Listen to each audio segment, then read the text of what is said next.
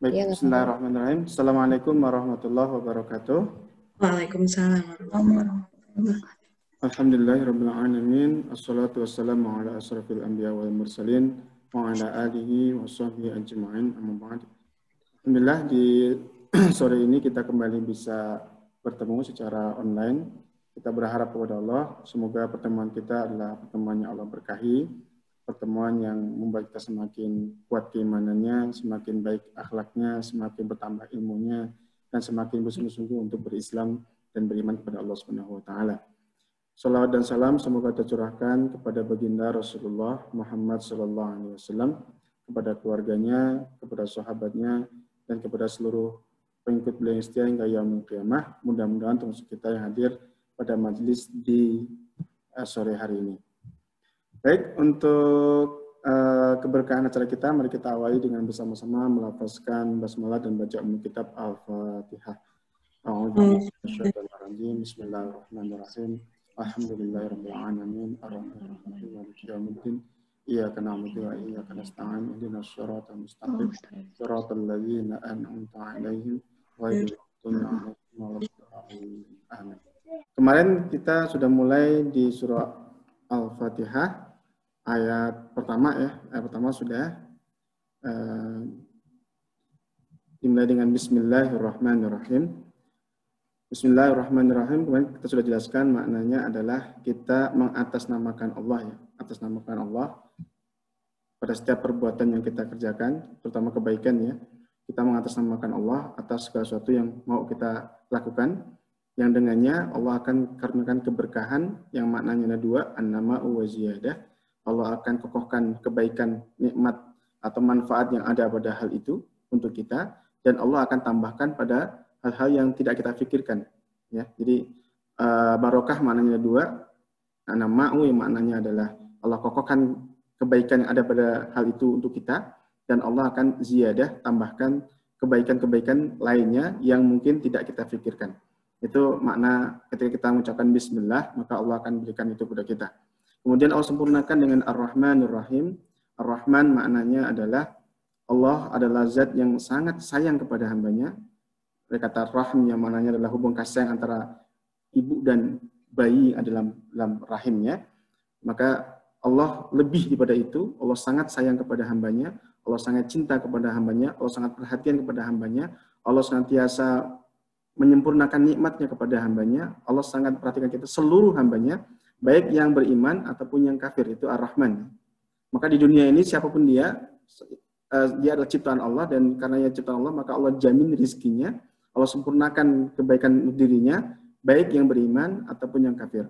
Semuanya dikasih oleh Allah. Ini sifat Ar-Rahman Allah. Nah, setelah Ar-Rahman ini diberikan, maka ada sifat yang berikutnya Ar-Rahim, yang mana juga kasih sayang, tapi lebih dahsyat lagi karena kasih sayang untuk mengembalikan hambanya yang manusia ini ke dalam surga, di mana hanya akan Allah letakkan dalam surga itu orang-orang yang memberikan rahim kepadanya. Siapa dia? Ialah orang-orang yang beriman dan matinya dalam keadaan tidak syirik, tidak musyrik, maka dipastikan akan Allah letakkan kembali ke dalam surga. Namun di pekan sebelumnya kita sudah bahas, tidak semuanya langsung masuk ya, ada yang masuk tanpa sidang, ada yang masuk tapi sidang dulu ya. Kemudian ada yang masuk di sidang karena masih ada dosa, dibersihkan dulu, dan terakhir yang nggak akan pernah masuk surga selama-lamanya, yakni orang-orang kafir. Baik, itu sudah kita bahas di pertemuan sebelumnya. Hari ini kita masuk ayat yang kedua. Mungkin salah kita sambung ayat ketiga, karena ini sebenarnya satu hubungan yang sebab akibat ya. Ada hubungan sebab akibat di 2 dan 3. Nah, kita masuk ayat yang kedua. Alhamdulillahi Rabbil Alamin. Alhamdulillahi Rabbil Alamin. Kalau kita lihat maknanya, kita terjemahkan satu-satu artinya. Kata alhamdu, ya, hamdan itu ada 2 makna ya. Hamdu itu ada 2 makna. Nah, kita awal di al dulu.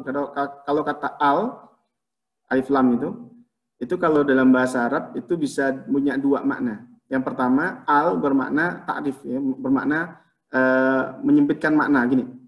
Kalau bahasa Inggrisnya mungkin pakai the ya, the. Jadi kalau kita katakan car, itu berarti kan mobil secara umum. Kalau kita katakan the car, berarti kan mobil yang itu. Ya. Begitu bahasa Arab, kalau kita katakan masjid, berarti semua masjid.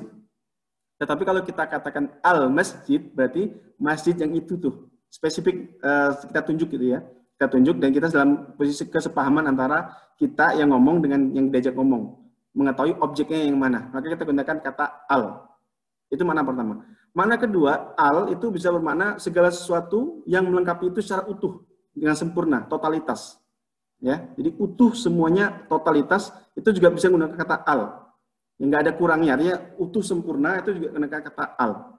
Nah, kalau kita lengkapkan ini kata sifat, maka kita perlu sambungannya. Di sini Allah menggunakan alhamdu, ya. Alhamdu berarti ini menggunakan makna yang kedua, bukan spesifik tapi bukan takrif, tapi makna yang kedua, makna totalitas. Maka kalau diterjemahkan dalam bahasa Indonesia, alhamdu maknanya segala pujian, ya, segala pujian.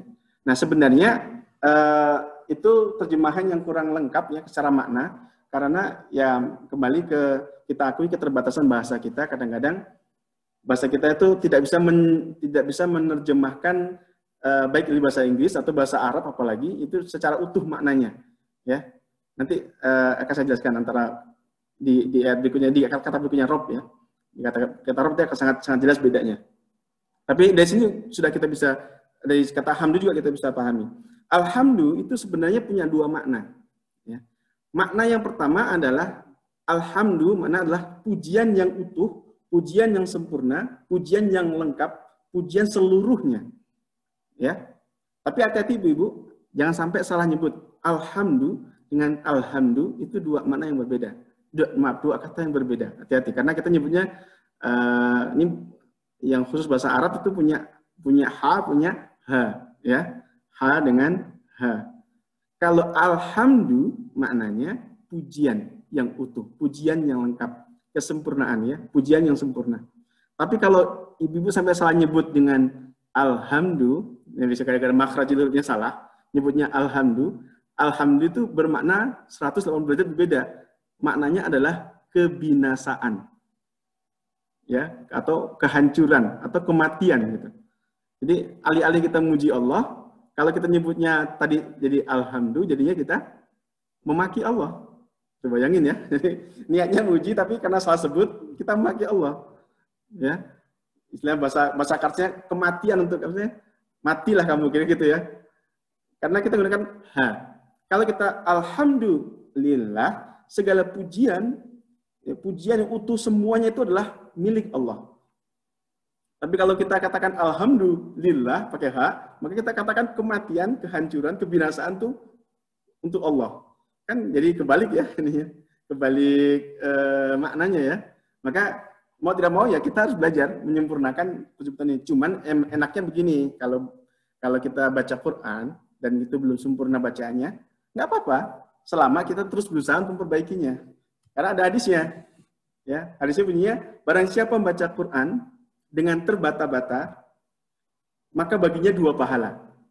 Ya, dia belajar Quran dan bacanya dengan terbata-bata, maka baginya 2 pahala. Pahala pertama adalah pahala dia membacanya, pahala kedua adalah pahala dia bersungguh-sungguh mempelajarinya.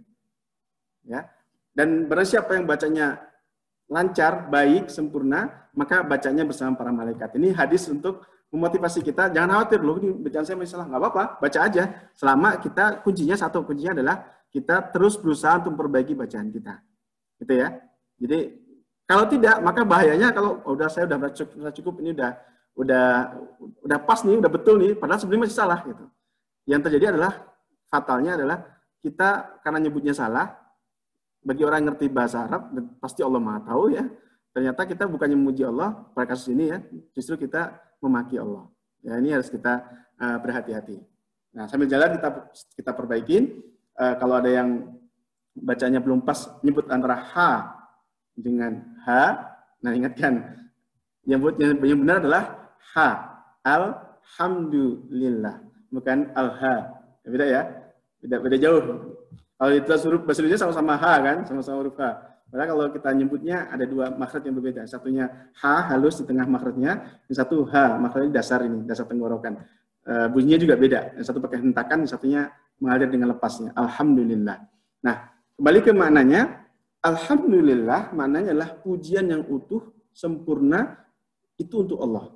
Atas segala yang ia ciptakan, atas segala yang ia hadirkan, atas segala sesuatu yang Allah tampakkan pada kita, ataupun tidak Allah tampakkan pada kita. Ya. Jadi ketika kita mengucapkan alhamdulillah, itu kita yakin seyakin-yakinnya apapun yang Allah hadirkan hari ini, yang menyenangkan kita atau tidak menyenangkan kita, sesuatu yang enak dilihat atau tidak enak dilihat, sesuatu yang kemudian membuat kita bahagia atau membuat kita bersedih, apapun itu jenis ceritanya, apapun jenis episodenya yang sedang Allah hadirkan saat ini untuk kita, kalau kita mengucapkan alhamdulillah, maka kita memuji Allah, ini pasti terbaik dari Allah. Gitu ya. Jadi kenapa begini, kenapa itu? Itu pasti terbaik kepada Allah. Tidak Allah berikan pasti terbaik untuk kita. Andai pun itu ujian, jenisnya ujian, yakin seyakin-yakinnya Allah sedang ingin memuliakan kita dengan ujian itu. Meski kadang-kadang manusia itu salah ini ya, salah maksud. Allah gambarkan di surah ini, Al-Fajr ya. Allah gambarkan begini, fa ammal insanu idza mabtalahu rabbuhu fa akramahu wa na'amahu fa yaqulu rabbi akraman. Manusia itu banyak menyangka kalau Allah kasih nikmat kepadanya, ibtalahu, Allah uji dia dengan apa? Dengan kemuliaan, akraman.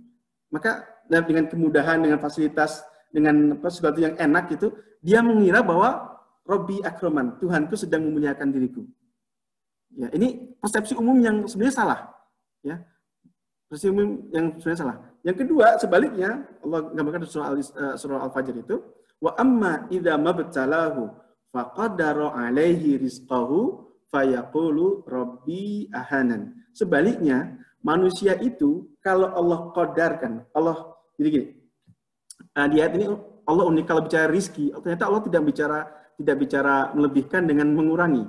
Tetapi kalau di ayat ini Allah gambarkan, kondisi pertama yang Allah berikan adalah fa ammal insanu idza mabtalahu rabbuhu fa akramahu wa na'amahu. Ini Allah sempurnakan rizkinya, berikan nikmat yang banyak, berikan kemuliaan yang banyak, mudahan yang banyak, maka mengatakan Rabbi akraman, Tuhanku memuliakan diriku. Tetapi sebaliknya bukan mengurangi, ternyata wa amma idza mabtalahu faqadara alaihi rizqahu. Sebaliknya, manusia itu kalau diuji oleh Allah, lalu dicukupkan rizkinya. Qadara alaihi, dicukupkan untuknya rizqahu, rizkinya. Jadi ternyata lawan dilebihkan itu bukan dikurangi. Kalau bicara rizki ya. Jadi rizki itu bukan lawannya lebih itu bukan kurang, tapi lawannya dilebihkan adalah dicukupkan. Itu standar Allah. Allah nggak akan mengurangi rezeki kita. Ya, dicukupkan atau dilebihkan. Ya, dicukupkan, qadara alaihi, dicukupkan untuknya segini jatahnya ya, gitu. Atau dilebihkan. Itu kalau kita bicara tentang konsep rezeki. Namun yang persepsi umum terjadi adalah manusia mengira kalau Allah lebihkan rezekinya, Allah mudahkan hidupnya, Allah berikan fasilitas-fasilitas kepadanya, lalu mereka menganggap ini Rabbi akraman, oh Tuhan sedang memuliakan saya. Wa amma idza mabtalahu faqadara alaihi rizqahu fayaqul Rabbi ahanan. Sebaliknya kalau Allah cukupkan rezekinya untuknya, segitu gitu ya, sebatasnya, maka mereka mengatakan Rabbi ahanan, Tuhan sedang menghinakan diriku. Itu persepsi yang sering terjadi di tengah-tengah masyarakat kita, dan itu Allah gambarkan dalam Al-Quran seperti itu. Padahal bukan begitu. Allah memuliakan kita itu dengan banyak cara. Kadang Allah lebihkan rezeki, kadang Allah cukupkan rezeki, kadang Allah berikan kemudahan, kadang Allah kasih sedikit masalah. Gitu. Tetapi apapun itu jenisnya, maka yakin seyakin-yakinnya, la yukallifullahu nafsan illa wus'aha. Allah sekali-kali tidak akan berikan ujian kepada kita kecuali atas batas level yang Allah tahu kita mampu untuk melaluinya. Itu janji Allah seperti itu. Ya. Maka kalau kita mengucapkan alhamdulillah, kita memuji Allah, maka yakin seyakin-yakinnya bahwasanya apapun episode yang kita hadapi hari ini, apapun jenis fasilitas yang kita miliki hari ini, apapun jenis masalah yang sedang kita miliki saat ini, apapun jenis yang kita rasakan saat ini, itu adalah yang terbaik dari Allah. Ya, itu yang terbaik dari Allah. Allah tidak pernah salah dalam hitungannya, Allah tidak pernah salah dalam takdirnya. Itu yang terbaik dari Allah untuk kita. Maka kita mengucapkan alhamdulillah, kita puji Allah atas kebaikan itu. Kita puji Allah atas keutamaan itu. Kita puji Allah atas segala takdirnya itu. Segala keputusan Allah yang diberikan saat ini untuk kita, itu yang terbaik untuk kita. Maka kalau kita lihat temannya alhamdulillah, kalau kita zikir apa? Subhanallah. Jadi kan? Subhanallah, alhamdulillah. Bahkan ada zikir yang kalau kita baca 100 hari ini, hadisnya sahih ya, bahwa kalau kita baca setiap hari 100 kali, maka Allah akan mengampuni dosa-dosa kita. Subhanallah wa bihamdik. Subhanallah wa bihamdik. Ini 2 paket biasanya, satu CS-an misalnya ya, satu CS-an. Subhanallah wa bihamdik. Jadi subhanallah, Kalau alhamdulillah kita memuji Allah, ya Allah, apapun yang kau berikan saat ini, apapun yang kau hadirkan saat ini, bagaimana kondisi keluarga kita, kondisi pasangan kita, kondisi ekonomi kita, apapun itu yang sedang kita rasakan saat ini, itu yang terbaik dari Allah. Maka kita puji Allah atas keputusan itu dengan mengucapkan alhamdulillah. Tapi suatu saat barangkali di benak kita muncul pikiran-pikiran jelek, ya, pikiran-pikiran jahat, pikiran-pikiran kok kenapa sih ya Allah, kok saya, kok kenapa saya diuji seperti ini? Ya Allah, kita merasa seolah-olah itu nggak adil kepada kita, atau kita merasa Allah itu kan salah membuat keputusan untuk kita, atau seolah Allah menzalimi kita. Kalau pikiran-pikiran jahat itu muncul, kita kembali kepada kisah bagaimana pertama kali Allah membuat pengumuman kepada malaikat. Di surah Al-Baqarah tadi bisa dibaca. Inni ja'ilna fil ardi khalifah. Ya, sorry, kita baca surah Al-Baqarah. Allah buat pengumuman kepada malaikat, Inni ja'ilna fil ardi khalifah. Saya membuat di muka bumi itu khalifah. Khalifah itu adalah makhluk yang akan memuliakannya, wakil saya di dunia yang akan memuliakannya. Khalifah juga maknanya dia akan beranak pinak, ya, akan berketurunan di sana. Ini mana khalifah yang kedua. Jadi dia akan hadir di sana dan dia juga akan diteruskan dengan keturunannya terus seperti itu dan menjadi wakil saya di sana. Begitu Allah kemudian mengumumkan seperti itu di depan para malaikat, apa jawaban malaikat? Qalu ataj'alu fiha may yufsidu fiha wa yasfiku dima. Mereka protes. Bukan protes sih sebenarnya, tapi kayak seolah-olah ada yang kelewatan gitu. Ya Allah, ini enggak ini ya. Apakah Engkau akan menciptakan di muka bumi orang-orang yang akan may yufsidu fiha, membuat segala macam jenis kerusakan di dalamnya? Ya korupsi, dia merusak hutan, dia merusak lingkungan, dia merusak pokoknya dia buat segala jenis kerusakan, lagi kemaksiatan seperti itu. Oh ya, spiku dima, bahkan bukan cuma itu, mereka akan saling menumpahkan darah. Dam artinya satu darah ya, atau satu nyawa. Tapi kalau dima itu artinya bukan satunya, tapi begitu banyak darah, begitu banyak nyawa. Bukan cuma buat kerusakan, mereka ini juga akan saling membunuh. Gitu. Itu protes malaikat. Nah, kenapa malaikat protes seperti itu? Jadi Alkisah, malaikat itu sebenarnya kenapa mereka punya pendapat seperti itu, karena mereka punya bad experience, ya, punya pengalaman buruk. Tentunya juga bukan dengan manusia kan baru mau diciptakan, ya, bukan dengan manusia. Tapi dalam bukunya Muhammad Isa Daud dikatakan bahwa sebelum manusia ini ada bangsa yang Allah jadikan khalifah di muka bumi, pemakmur bumi sebelum bangsa manusia, yakni bangsa jin, ya, bangsa jin. Nah, di antara bangsa jin ini kemudian ketika mereka jadi khalifah di muka bumi, mereka membuat kerusakan. Seperti yang digambar mereka tadi. Mereka membuat kerusakan, mereka saling bunuh, mereka saling pokoknya perang, jelek lah tuh. Merusak bumi dan kemudian saling berperang. Maka kemudian di antara ketika Allah memutuskan waktunya, maka di malaikat diperintahkan untuk menumpas mereka, untuk mencabut kekhalifahan itu. Tetapi di antara mereka ada jin yang sangat soleh yang nanti Allah ambil juga. Allah sertakan dalam proses penumpasan itu. Yang disebut dengan nanti jin itu saking di satu sangat taat sekali, Allah ambil jin itu, Allah muliakan dia, setarakan dengan para malaikat, diberi gelar malaikat Azazil. Padahal bukan malaikat sebenarnya, dia dari golongan jin. Dan nanti di Al-Kahfi keterangannya. Jadi ketika mereka menghentikan segala kerusakan itu dikerjakan oleh para malaikat, dibantu oleh satu orang jin yang sangat soleh ini. Ya. Maka ketika kemudian Allah membuat pengumuman, Allah membuat khalifah lagi di muka bumi, maka mereka langsung teringat dengan bangsa sebelumnya yang membuat kerusakan luar biasa di muka bumi. Jinnya nggak hilang, tetapi kekuasaan kekhalifahan mereka itu dicabut oleh Allah. Maka kemudian ketika Allah membuat pengumuman seperti itu, malaikat-malaikat itu kemudian berprotes. Ya Allah, mau ciptakan lagi nih. Makhluk yang akan membuat yang sama dengan makhluk sebelumnya, mereka akan membuat kerusakan, mereka akan saling membunuh, mereka akan saling berperang membunuh, mereka akan saling menghancurkan. Kira-kira begitu. Maka jawaban Allah apa? Inni a'lamu ma la ta'lamun. Saya itu jauh lebih tahu. Saya mengetahui lengkap. Pengetahuan saya itu utuh, sempurna, sementara kalian nggak tahu apa-apa kecuali yang kalian tahu itu. Dan yang kalian tahu itu juga dari satu yang kemudian saya berikan. Nanti Allah akan buktikan di ayat berikutnya bahwa manusia yang nanti diciptakan Allah itu beda dengan yang dipersangkakan oleh jin tersebut. Nah, ketika kemudian Allah memberikan bukti, ini saya nanti di lain kesempatan saya bahas kisah lengkapnya ya di tafsir surah Al-Baqarah. Tapi kira-kira setelah peristiwa itu, maka Allah kan uji mereka, ya. Wa idz qala rabbuka lil malaikati isjudu li Adama, maka Allah perintahkan pada malaikat tersebut untuk sujud kepada Adam sebagai bentuk penghormatan. Setelah Allah nanti ada saya skip aja kisahnya, kira-kira Allah buktikan bahwa Adam tidak seperti yang mereka persangkakan, bahwa ini adalah makhluk Allah yang berbeda, bahwa ini makhluk Allah yang spesial, yang manusia itu makhluk Allah yang spesial, yang tidak pernah ada sebelumnya, model kayak gini sebelumnya gitu ya, jenis baru, jenis ciptaan baru yang tidak pernah ada sebelumnya. Maka kemudian Allah ketika Allah tampilkan bukti-buktinya kepada para malaikat, apa yang terjadi? Mereka kemudian diperintahkan oleh Allah sujud kepada Adam, beri penghormatan. Maka mereka sujud. Tetapi ada satu malaikat yang bukan malaikat sebenarnya, karena di surah Al-Kahfi Allah gambarkan kana minal jin. Ini sebenarnya bangsa jin yang dimuliakan, dilebihkan, diutamakan, lalu Allah letakkan di langit bersama para malaikat. Nah, ketika perintah itu turun kepada malaikat, sujud kalian kepada Adam, beri penghormatan kepada Adam, maka perintah itu juga berlaku untuk si jin satu ini. Malaikat yang mana Allah ciptakan mereka tidak punya kehendak, ya, mereka tuh di gambar Al-Quran itu mereka makhluk yang Allah, apapun yang Allah mau mereka ikut aja, nggak pernah mereka membantah perintah Allah, mereka langsung taat, sujud.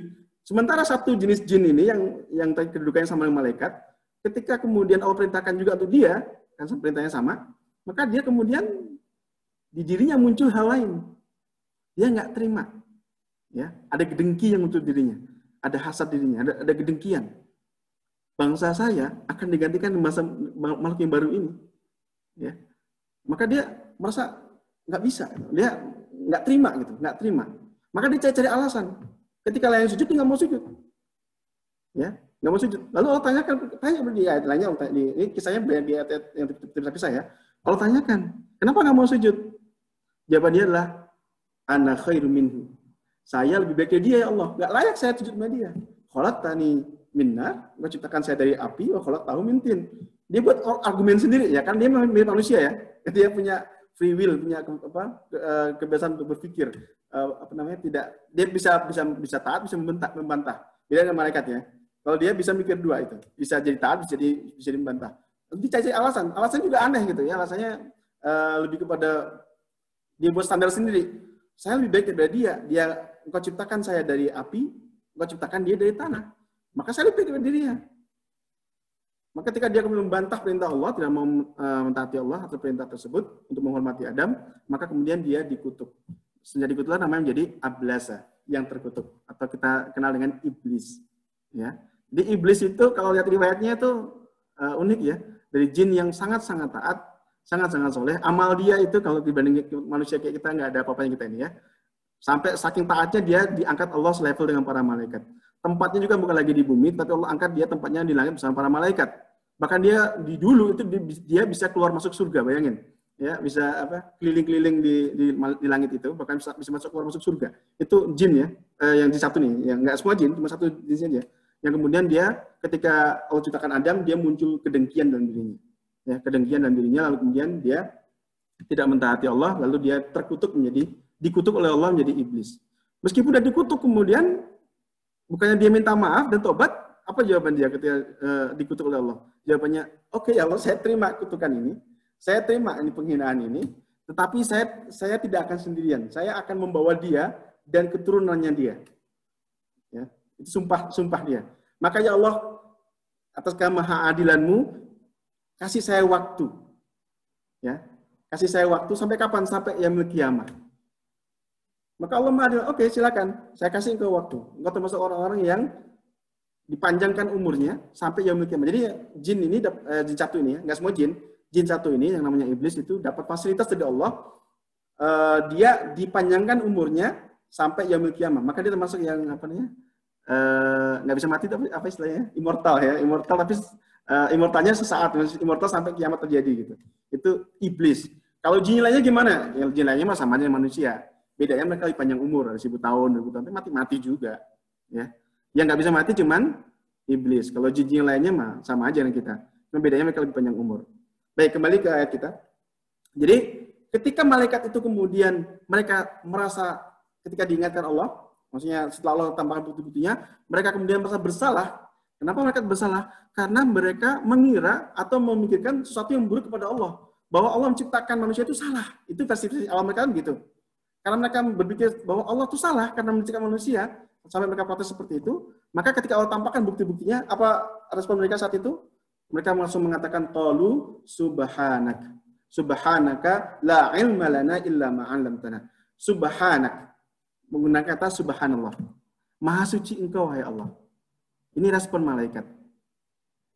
Kalau respon jin, ana khairu minhu. Saya lebih daripada dia. Saya nggak layak untuk kemudian menghormati dia, suci kepada dia. Ini respon jin. Tapi kalau respon malaikat, sama-sama salah. Dua-duanya sama-sama salah ya. Malaikat juga berpikir jelek kepada Allah. Jin juga berpikir jelek kepada Allah. Malaikat berpikir jeleknya adalah, kok Allah ciptakan lagi makhluk yang akan membuat kerusakan gitu. Nah, ketika Allah tampakkan bukti-buktinya, maka kemudian mereka menyadari kesalahannya dan mereka mengatakan subhanak, maha suci engkau ya Allah atas segala pikiran-pikiran buruk yang telah kami timpakan. Maksudnya segala satu prasangka buruk yang kami miliki. Ya, maha suci engkau. Maka kalau kita juga ngalami seperti itu, nah gini, kalau kita kemudian dapat masalah, dapat musibah, dapat apa, lalu kemudian berpikir, ya Allah kok saya sih ya Allah? Ya Allah, kita kayak protes kepada Allah. Maka setelah itu apa yang terjadi? Dua pilihannya. Kita bisa ikut malaikat dengan mengatakan subhanallah, maha suci Allah atas segala pikiran buruk saya. Maha suci Allah dari segala prasangka buruk saya. Maha suci Allah dari segala hal yang saya pikir nggak benar terkait Allah. Atau kita bisa jadi kayak iblis. Ya, iblis dia tidak sadar ya. Dia justru kemudian menantangin Allah. Ya, nantangin Allah dan mengatakan ana khairu minhu. Ya nggak bisa ya Allah. Saya lebih baik dari dia. Saya nggak layak untuk suci kepada dia. Saya nggak layak untuk kemudian menghormati dia. Karena saya lebih baik daripada dirinya. Ini apa namanya? Dia cari-cari argumen untuk membenarkan prasangkanya, meskipun prasangka itu adalah prasangka yang kemudian melanggar perintah Allah. Nah, kita begitu juga. Kalau kita kemudian mendapatkan, kita nggak tahu karena pikiran-pikiran aneh itu kan lewat-lewat gitu ya, dalam pikiran kita, dalam perasaan kita tuh, kok ya Allah, kok saya sih ya Allah?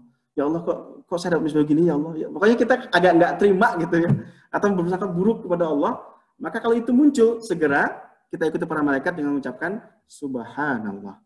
Maha suci Allah dari segala prasangka-prasangka buruk tersebut. Gitu ya. Ini level paling rendahnya begitu. Level paling rendahnya begitu. Level paling rendahnya adalah kita berprasangka baik, maha suci Allah, kita mensucikan Allah dari segala prasangka-prasangka buruk yang kita miliki. Tapi level tertingginya adalah kita ucapkan alhamdulillah. Maha suci, segala puji bagimu ya Allah yang menciptakan peristiwa ini dan ini pasti terbaik untuk kami. Dan ini pasti episode terbaik untuk kami, ini pasti ciptaan terbaik untuk kami, ini pasti adalah peristiwa terbaik untuk kami. Gitu ya. Jadi level terendahnya kita mengucapkan subhanallah. Berlepas diri dari berprasangka buruk kepada Allah. Level tertingginya adalah kita mengucapkan alhamdulillah. Kita syukuri meskipun sesuatu yang kita lihat sesuatu yang tidak menyenangkan. Tapi ucapkan alhamdulillah. Apalagi sesuatu yang menyenangkan. Kita ucapkan alhamdulillah. Segala puji bagi Allah. Bahwa ini adalah yang terbaik. Nah, next. Makna alhamdulillah yang kedua, maknanya adalah, yang pertama tadi pujian ya, segala pujian. Yang makna kedua adalah ucapan terima kasih.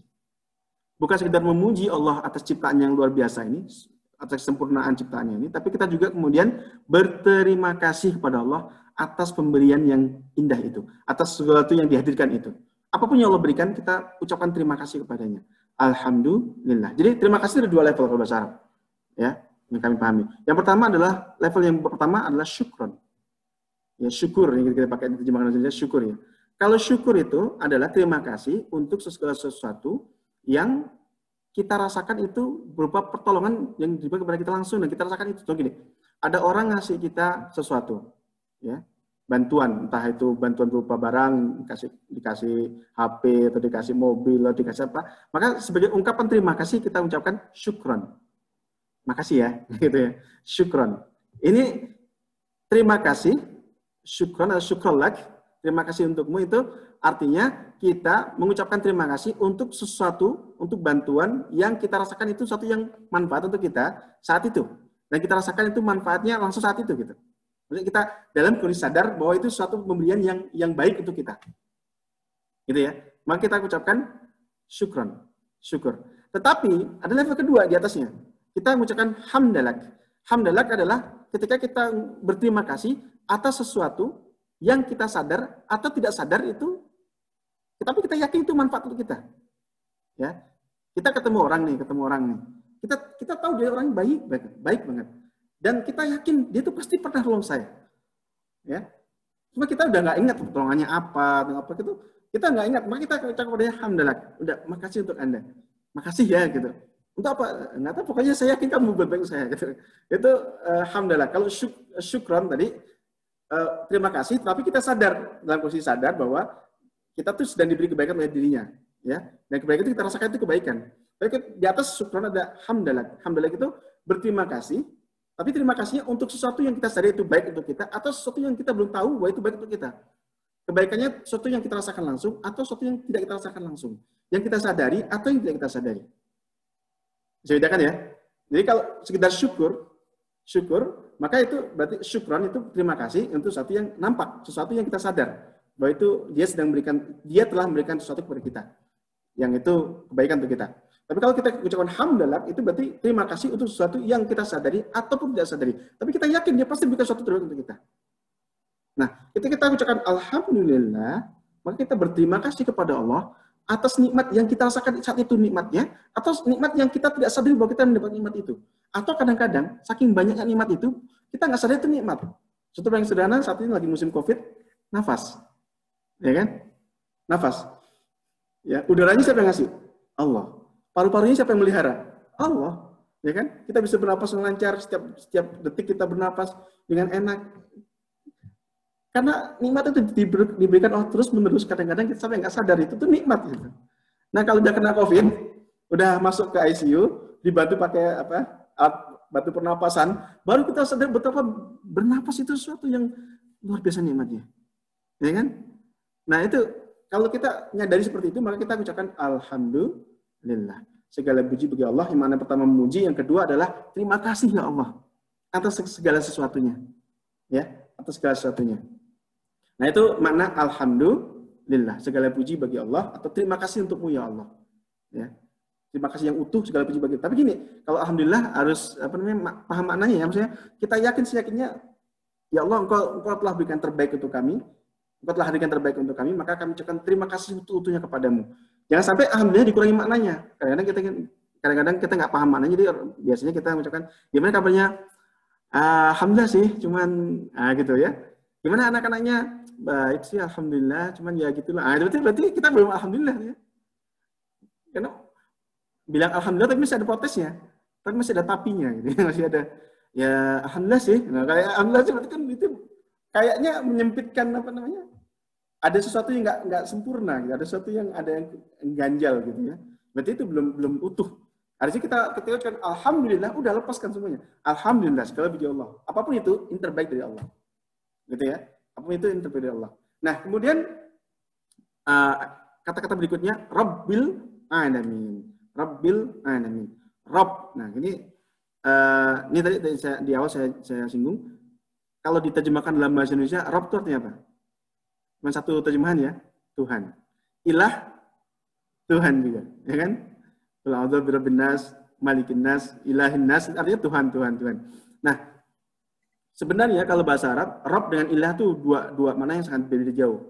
Kalau Rabb itu ya maknanya adalah zat yang menciptakan, memelihara, dan menjamin rizkinya.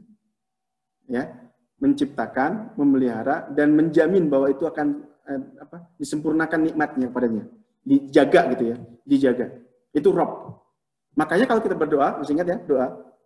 Kalau kita doakan Rabbana, yang paling terkenal ya, Rabbana atina fid dunya hasanah, itu kan? Kita panggil Allah dengan Rabbana, wahai Rabb kami. Wahai yang menciptakan kami, yang menjaga kami, yang memelihara kami, dan menyempurnakan nikmatnya untuk kami.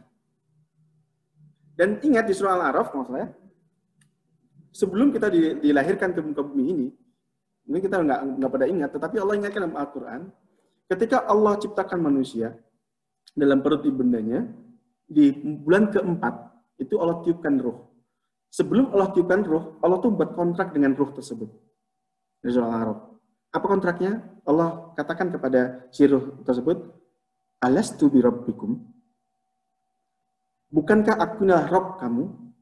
Seolah aku yang menciptakanmu, memeliharamu, menjamin rizkimu di sana. Tapi ini ada konsekuensinya.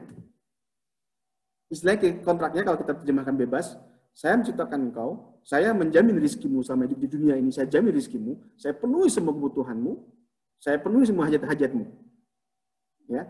Tapi ada konsekuensinya bahwa karena saya Rob, maka saya punya hak sebagai Rob untuk disembah, untuk ditaati, untuk kemudian perintah saya dikerjakan, dan engkau hidup dalam aturan saya. Tapi engkau jangan khawatir, kebutuhanmu, masalahmu, apapun yang kau hadapi, akan saya sempurnakan, akan saya penuhi, akan saya bereskan. Alastu bi rabbikum, bukankah hati Tuhanmu? Apa yang kita lakukan saat itu? Dan kita pasti menjawab itu. Kalau enggak, mungkin di dunia ini. Kalau kita nggak tantangan kontrak itu, nggak akan kita jadi manusia sekarang di dunia ini. Semua kita saya itu menjawab apa? Bala, syahid. Nah, bala itu levelnya begini. Kalau orang Arab ditanya, gini ya, dia mengatakan ya, itu yang pertama ini mengatakan na'am. Na'am itu artinya atau aywa yang bahasa harinya aywa gitu. Kalau bahasa formalnya na'am, fushahnya na'am. Na'am itu iya, tapi iya sambil mikir. Kalau kerjakan ini ya, tapi iya sambil mikir. Masa saya lagi sih? Masa ini? Itu iya, ya. Kalau bahasa Arabnya na'am. Tapi kalau kita menjawab dengan sangat yakin 100% dan spontan, kita akan mengatakan bala. Ya, bala itu artinya kalau terjemahkan Indonesia iya juga ya, tapi itu maknanya kita menjawab dengan yakin 100% tanpa pertimbangan lagi, dan kita spontan menjawabnya na'am, tapi level lebih tinggi, maka kita katakan bala. Dan itu yang kita pakai waktu kita menjawab pertanyaan Allah, waktu di alam ruh dulu, sebelum kita ditiupkan ruh kita ditiupkan pada jasad kita di usia ketika waktu di dalam tubuh ibunda kita masing-masing 4 bulan. Ya, alastu bi rabbikum, bukankah aku inilah Rabb kamu? Aku yang akan menjamin rezekimu, aku yang menciptakanmu, menghidupkanmu, menjamin semua rezekimu, menyelesaikan semua masalahmu. Ini aku sebagai Rabbmu. Maka waktu kita sangat yakin dengan PD mengatakan bala syahidna. Ya, benar ya Allah, dan kami mengambil persaksian atas hal itu. Dan ini nanti akan ditanyakan lagi. Ya, bala syahidna.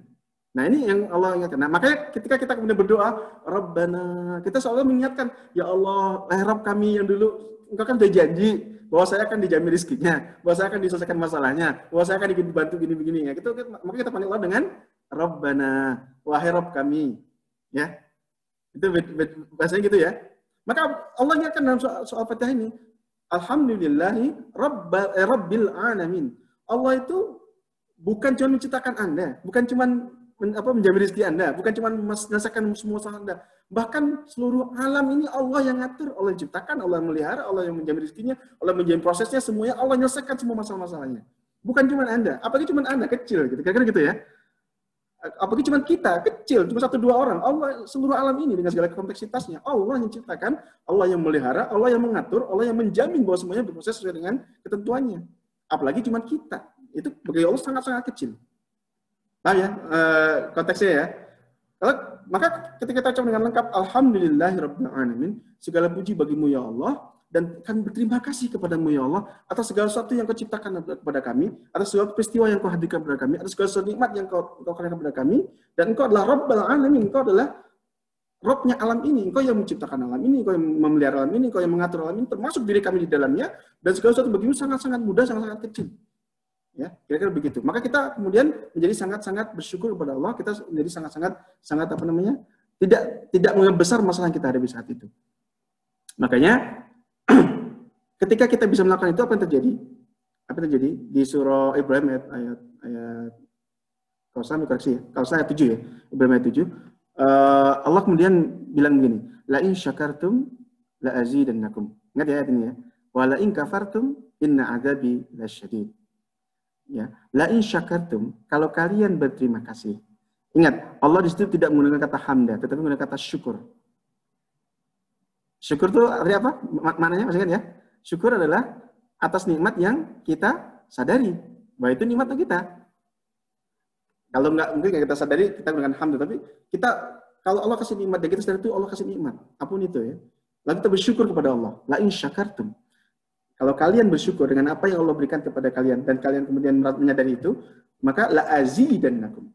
Maka kalian berhak menuntut pada Allah karena Allah memastikan la azidannakum. Gunakan dua kata penegasannya. La, sungguh kami azidannakum. Tambahkan untuk kalian lagi nikmatnya. Ya. Kalau kalian bersyukur pada Allah, terima kasih pada Allah, gunakan kata syukur itu aja, itu Allah ketambahkan. Apalagi kalau kita berterima kasih kepada Allah atas sesuatu yang yang kita sadari itu sebagai nikmat atau sesuatu yang tidak kita sadari itu sebuah nikmat. Di atas syukran tadi adalah hamdan. Jadi kalau kita ucapkan syukrulillah, terima kasih kepada Allah, berarti kita terima kasih Allah atas sesuatu yang kita sadari itu nikmat. Kalau itu sudah kita kerjakan, la azidannakum, kami tambahkan untukmu nikmat kami, tambahkan lagi nikmat yang lebih baik lagi untuk kalian. Apalagi kita di atas syukur, alhamdulillah, kita memuji Allah dan terima kasih kepada Allah atas sesuatu yang kita sadari atau tidak sadari, nikmat yang kita rasakan dan kita sadari itu, atau nikmat yang Allah berikan dan kita nggak sadari itu.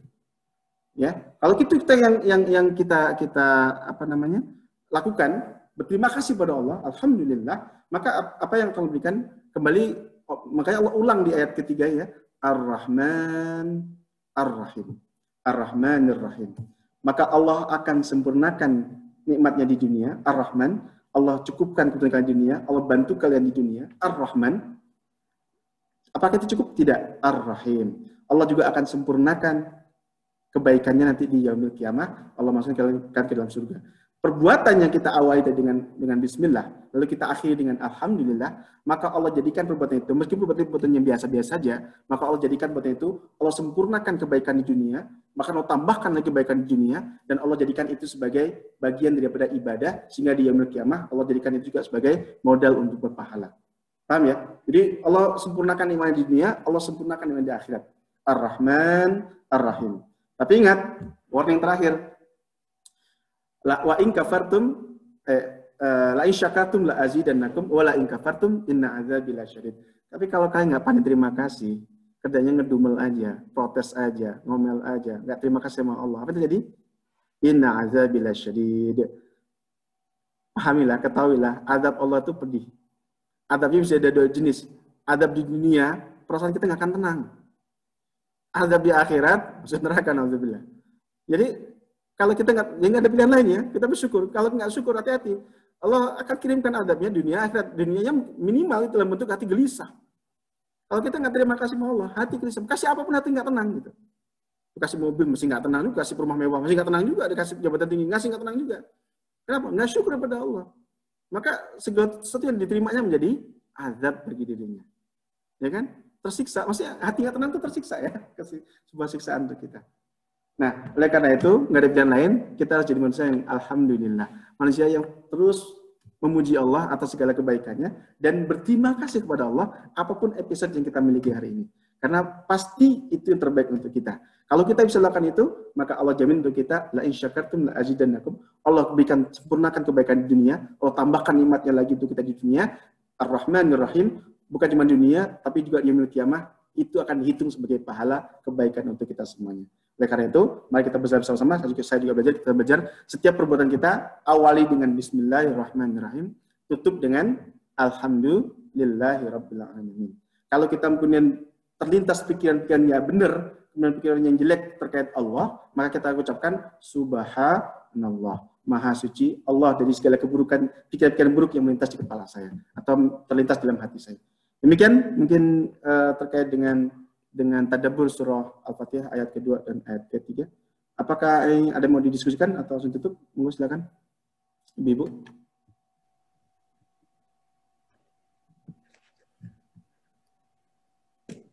Saya mau tanya yang tadi tentang pengucapan alhamdulillah itu, Pak Joko. Jadi, yang benar itu gimana? Alhamdulillah. Alhamdulillah. Pakai huruf alhamdulillah bukan, Pak? Nah, yang ha, yang apa? Halus. Alhamdulillah. Alhamdulillah. Alhamdulillah. Tadi jangan alhamdulillah. Kalau alhamdulillah nanti jadinya kita memaki Allah ya, menghujat Allah. Oke, alhamdulillah kita memuji dan memuliakan Allah Subhanahu wa taala. Ha ya. Ya ini dilatih ya. Terutama kalau di Indonesia, di kampung-kampung kadang-kadang kan yang imamnya sepuh-sepuh gitu, kadang-kadang susah dibetulkan. Perlu pelan-pelan kalau ketemu seperti ini, diingatkan. Ada lagi, Ibu? Ustadz, aku mau nanya, mungkin agak keluar dari ini sebenarnya buat pegangan ulangan anak-anak besok sih. Sebenarnya jumlah ayat dalam Al-Quran tuh ada berapa ya? Karena ada yang bilang kan ada 6666, ada 6204. Jadi sebetulnya tuh berapa sih jumlah ayat yang ada dalam Al-Quran itu? Oh ya. Nah, kalau terkait jumlah ayat, memang ini masuk kategori ikhtilaf, Bu. Ikhtilaf itu artinya perbedaan. Karena nanti ada ayat yang dianggap satu ayat, ada yang dianggap itu dua ayat. Saya tidak hafal semuanya, tapi kira-kira begini. Yang di Al-Fatihah saja. Al-Fatihah saja itu tadi ikhtilafnya begini. Ikhtilaf pertama mengatakan Bismillahirrahmanirrahim itu bukan bagian daripada ayat Al-Fatihah. Ini dipegang oleh kalau saya yang Imam Malik ya. Karena nanti makanya dalam bacaan mereka kalau jadi imam jangan kaget, kok nggak ada Bismillahnya ya? Memang mereka menganggap Bismillah bukan bagian Al-Fatihah. Kita langsung Alhamdulillahirabbil alamin, nggak ada Bismillahnya, nggak dibaca sama sekali memang gitu. Kalau Imam Ahmad masih dibaca tapi sir. Bismillahirrahmanirrahim. Alhamdulillahirabbil alamin. Itu kalau Imam Ahmad. Nah kalau Syafi'i jahar dari awal juga ada jelas. Bismillahirrahmanirrahim. Alhamdulillah itu baca jelas. Itu Syafi'i. Jadi terjadi ikhtilaf di situ. Yang kedua, ayat terakhir surah Al-Fatihah itu kan panjang itu. Siratal ladzina an'amta 'alaihim ghairil maghdubi 'alaihim waladdallin. Amin. Bagi kita Syafi'i itu satu ayat. Ya. Tapi bagi yang tadi percaya bahwa Bismillah bukan bagian Al-Fatihah, mereka menganggap bahwa ini dua ayat sebenarnya. Karena bahwa Al-Fatihah itu 7 ayat itu adalah sudah sifatnya qat'i tetap. Karena nama lain Al-Fatihah adalah sab'u mathani, 7 ayat yang berulang-ulang. Maka kalau kurang 7 kan berarti ada yang sangsut, ada yang bermasalah gitu ya. Mereka menganggap bahwa Bismillah bukan Al-Fatihah, tetapi ayat Siratal ladzina an'amta 'alaihim, stop, ini satu ayat. Ghairil maghdubi 'alaihim waladdallin. Amin, satu ayat. 2 ayat itu jadi itu. Paham ya? Nah, ini baru Al-Fatihah ya, baru Al-Fatihah, belum ayat-ayat yang lainnya. Saya tidak terlalu memahami perdebatan di akademik terkait dengan jumlah ayat ini, tapi kira-kira terjadi ikhtilaf di kalangan ulama, maka kemudian beda-beda ininya versi versi fixnya. Tapi kalau terkait dengan anak-anak ulangan, tinggal ikut referensinya dia aja. Di referensinya di situ, maksudnya di buku panduannya, di situ pakai standar berapa ayat. Kalau dia pakai 6.666 ya pakai aja itu gitu. Karena kan nggak mungkin kita ngomongin sama anak-anak masalah ikhtilafiyah dalam penentuan ayat Quran tidak berubah, bacaan tidak berubah, yang berubah hanya tadi terkait dengan ini satu ayat atau 2 ayat terpisah gitu. Kira-kira begitu ya. Jadi saran saya kalau untuk anak-anak ikuti saja terkait dengan panduan yang kalau di sekolah ya, berarti ikut buku panduan yang dipakai di sekolah itu aja. Itu nggak salah insya Allah ya, nggak salah. Cuman itu tidak satu-satunya versi, ya. Ada versi-versi lain terkait dengan jumlah ayat dalam Al-Quran. Allah a'lam bishawab. Baik Ustadz, makasih. Sama-sama. Ada lagi ibu-ibu? Ya, Assalamualaikum Ustadz, saya mau tanya. Monggo Bu. Mengenai makna Alhamdulillah itu kan sama dengan artinya pujian kita kepada Allah ya Ustadz ya. Sedangkan kalau misalnya kita menerima pujian dari orang lain, misalnya, wah hebat sekali kamu, seperti itu, apakah artinya seperti kita menandingi atau ria, itu bagaimana Ustadz? Oh iya, betul. Yang sangat bagus Ibu. Bagaimana kalau ada orang muji kita? Hebat ya, ganteng ya, cantik ya, luar biasa ya gitu. Sama kita ucapkan Alhamdulillah. Pujian itu semuanya milik Allah. Bahwa yang kebaikan yang tampak itu seolah saya ngerjakan, itu bukan saya ngerjakan, itu adalah kehendak Allah, atas perintah Allah. Sebenarnya gimana logikanya? Kalau kita terkait dengan diri kita ya, tangan kita siapa yang ciptakan? Allah kan? Tubuh kita siapa yang ciptakan? Allah. Hadirnya peristiwa itu siapa yang menghendaki? Allah. Seperti itu hadir siapa yang menghendaki? Allah. Mengatur peristiwa itu siapa? Allah. Maka kita ucapkan Alhamdulillah. Segala pujian itu milik Allah. Kita kembalikan semuanya itu milik Allah. Tapi kita nggak perlu menjelaskan kepada dia, Alhamdulillah itu milik Allah loh, gitu. Nggak perlu. Maksudnya kita cukup mengatakan Alhamdulillah. Udah. Ini katanya dengan kita, dengan hati kita. Bahwa dalam hati kita, atau kalau mau lebih canggih kayak Abu Bakar As-Siddiq. Ya, Abu Bakar As-Siddiq ketika dipuji apa katanya? Ya Allah, Engkau Maha Tahu, saya sangat jauh layak daripada apa yang mereka pujikan atas diriku. Maka aku berlindung kepadamu. Nah, itu kalau Abu Bakar ya, levelnya udah tinggi-tinggi itu ya. Yang mengatakan, saya sebenarnya layak ya Allah pujian itu. Maka segala pujiannya milikmu. Dan aku mohon kepadamu bahwa mereka nggak tahu aib-aib saya kayak apa, keburukan saya kayak apa. Seandainya mereka tahu, pasti mereka akan gitu. Itu levelnya Abu Bakar.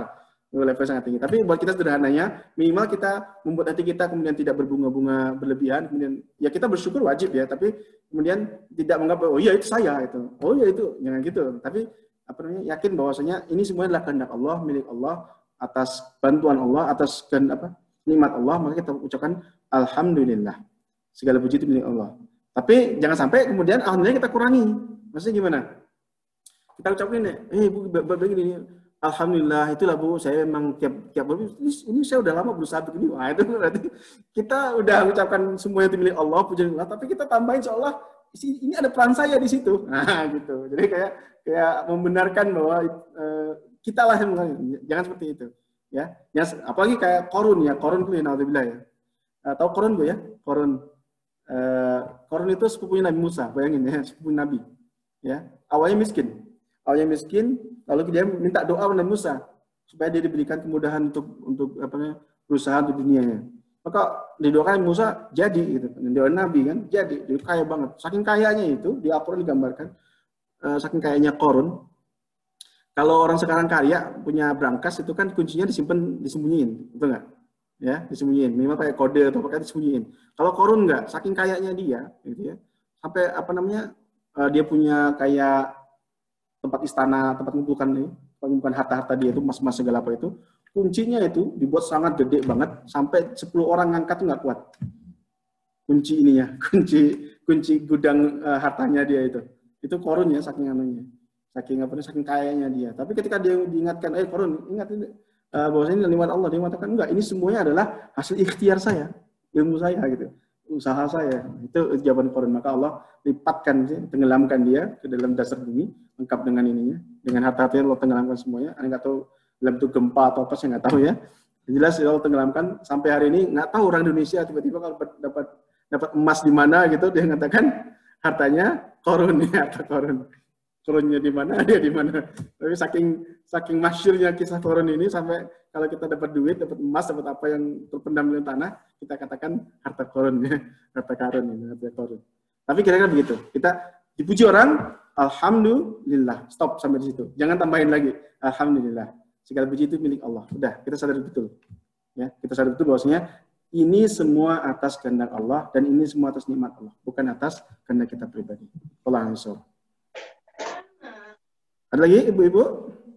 Saya, Pak Ustadz, mau bertanya perbedaan pada saat kita mengucapkan alhamdulillah dengan masya Allah, tabarakallah, itu kan juga sedang sering diucapkan hal tersebut, masya Allah, tabarakallah dengan barokallah, itu timingnya bagaimana itu ya Pak Ustadz? Betul. Membedakan. Terima kasih Ibu. Ya, pertanyaan sangat baik, karena di Indonesia masih sering kita jumpai salah penggunaan ini ya, timing ya. Lihat sesuatu yang mengagumkan, subhanallah. Padahal sebenarnya kalau subhanallah itu artinya maha suci Allah dari segala hal buruk-buruk itu, gitu. Kira-kira begitu ya. Jadi subhanallah kita gunakan kalau kita melihat sesuatu yang tidak menyenangkan atau dalam diri kita terlintas pikiran-pikiran jelek terkait Allah.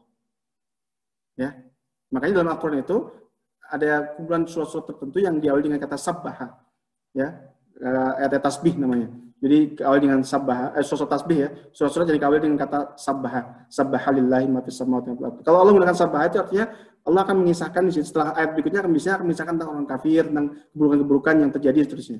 Ya, maka Allah Maha Suci dari segala keburukan itu. Gitu ya. Maka kalau subhanallah itu mensucikan diri kita ya dari berprasangka buruk kepada Allah atau mensucikan Allah dari segala keburukan yang terjadi di depan mata kita. Ya. Itu kalau subhanallah. Kalau alhamdulillah tadi kalau kita mendapatkan nikmat, kebaikan, maka kita ucapkan alhamdulillah. Atau kalau level tertinggi, bahkan dapat musibah pun kita bisa mengucapkan alhamdulillah. Segala puji bagi Allah, bahwa ini telah terbaik untuk saya. Cuma nggak semua orang bisa ini ya, bisa level itu ya, belajar ke sana gitu.